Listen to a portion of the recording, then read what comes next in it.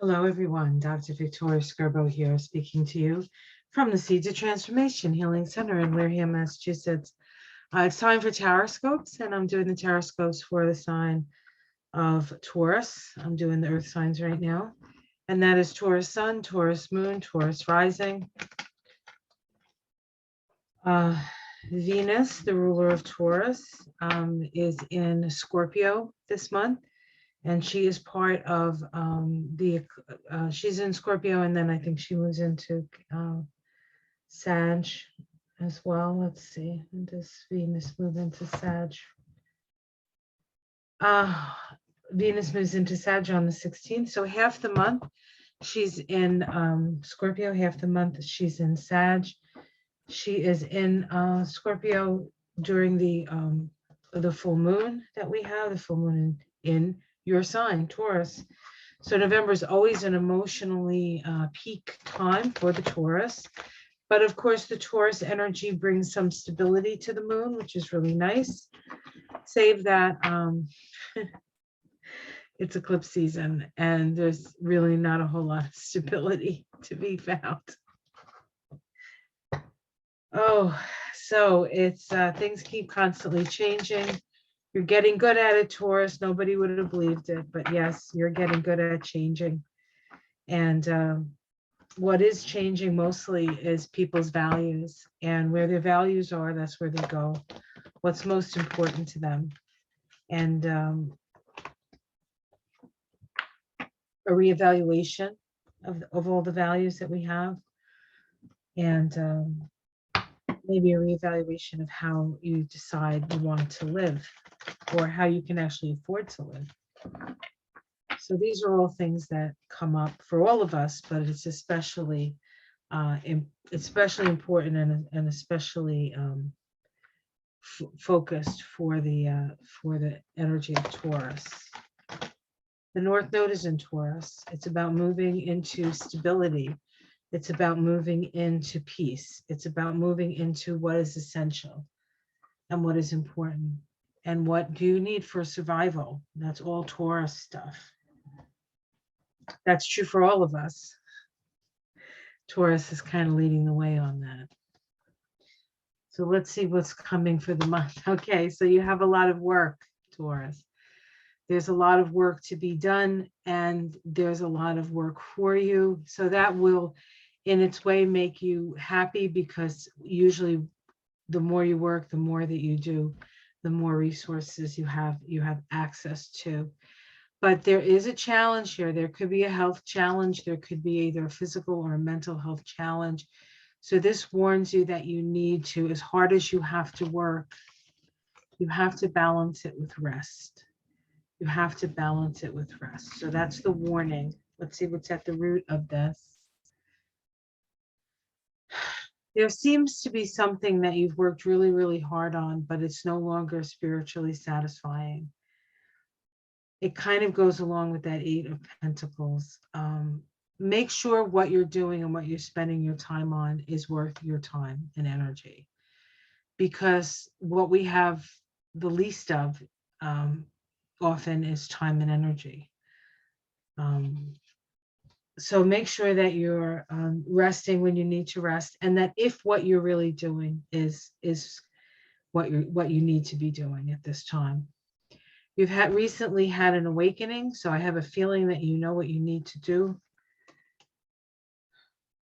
In the sky, we have the Fool, a new path. So there's a new path available to you. There's a new path available to you. We come in with the King of Cups in the immediate future. This is somebody who cares about you, who cares about your feelings. This is protective energy, sensitive, sometimes not all that, not always connected to their own feelings, but they have a loyalty to the people that they love. So even if they're gruff McGruff, they're still there for the people that they love. So you can overlook the gruff McGruff stuff. How are you seen? You're seen as the Queen of Wands, the queen of your domain. Well, that's lovely. That's a lovely way to be seen. your domestic situation. We have the King of Wands. This could be, it's very crowded. There's a lot of people in this reading. This could be your need to take dominion over your domestic situation, or there's somebody in your domestic situation that, might be a little bit bossy, be a little King of Wandish. The King of Wands is an Aries energy, and so they can be impulsive and somewhat directive, fire, right? Maybe even a little bit selfish, but it still has your best interest at heart. So what I'm seeing in these cards are, despite people's flaws or the flaws of the masculine energy here, the masculine energy is here as a protective force and a force of understanding and a partner. There's a real partnership here, I feel. Hopes and fears. The Prince of Pentacles, you're worried. You're always a little bit worried about whether you've prepared enough, whether you have enough money, and the like. So that's always very important to you. So it can be a little bit of a worry because it's your natural tendency to worry. And then we have the Queen of Cups at the end of the reading, another queen. So we have the King and the Queen of Cups. We have the Queen of Wands. We have the King of Wands. We have a full house this month. Maybe you're going to get a lot of company in November. And for those of you who are younger, maybe you're going to see your parents, and your parents come, your partner's parents come, everybody's like visiting.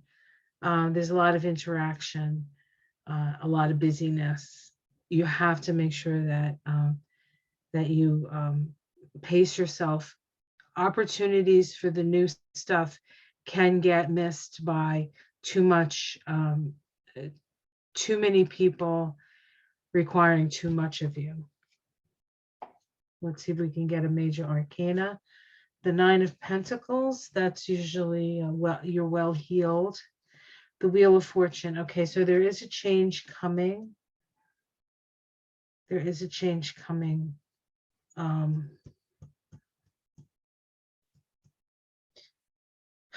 There may be a change in your resources, and because you like your lifestyle, you don't necessarily stop doing the things that are no longer fulfilling.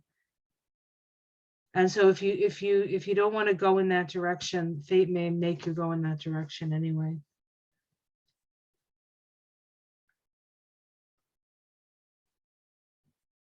Underneath it all, we have the Seven of Pentacles. That is still working, not quite ready. Things are not quite ready to harvest. The Prince of Cups, which is offers of love. And the Three of Swords.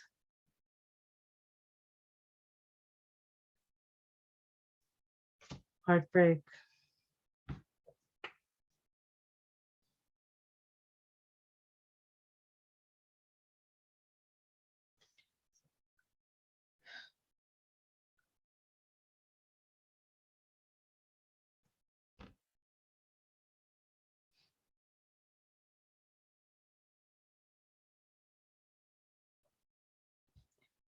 I feel as though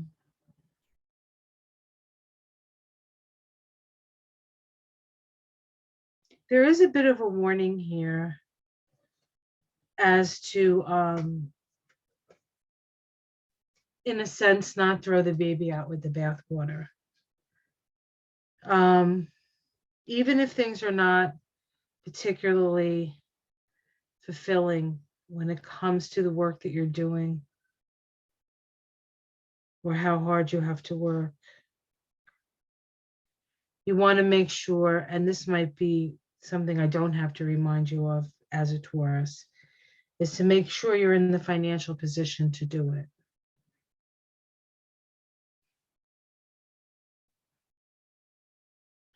All of these energies of the kings and the queens may actually be people you can talk to about this. People who have more experience in the world than you do. Maybe a financial advisor, maybe an insurance person, maybe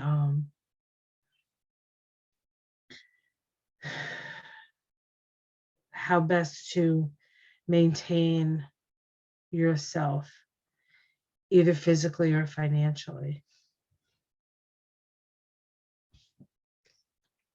Because things are changing. Because things are changing. Because the whole nature of what is of value is changing. And you want to be prepared for that. And I also think that you want to have, Taurus has a tendency to be somewhat insular, maybe not needing other people, very self-reliant. But there's a sense here of having to talk to a lot of people to know the best way to move forward in a situation, in a change that's coming for you. So be open to other people's opinions about things. You don't have to agree with them. You don't even have to go with their opinions, but get the information necessary. Take care of yourself, protect yourself, make sure you're getting the rest that you need. Don't overextend yourself trying to be the host with the most or the hostess with the mostest. Give what you can. And maybe even allow them to help you. Oh my God, is that even possible? You guys are so self-reliant. You're like self-cleaning ovens. I hope you find that helpful for the month ahead. Like and subscribe if you like. If you would like a reading with me, an astrology Kabbalah reading, there's a link below. I have a Patreon page now. If you want to support me in that way, you can. Or you can just like, thumbs up, or whatever that helps. Share if you can. And I appreciate your time. And I appreciate, for those of you who have become patrons, thank you very much. And for those of you who have donated to the channel, again, thank you very much. It's very, very well received. Take care, everyone. Namaste.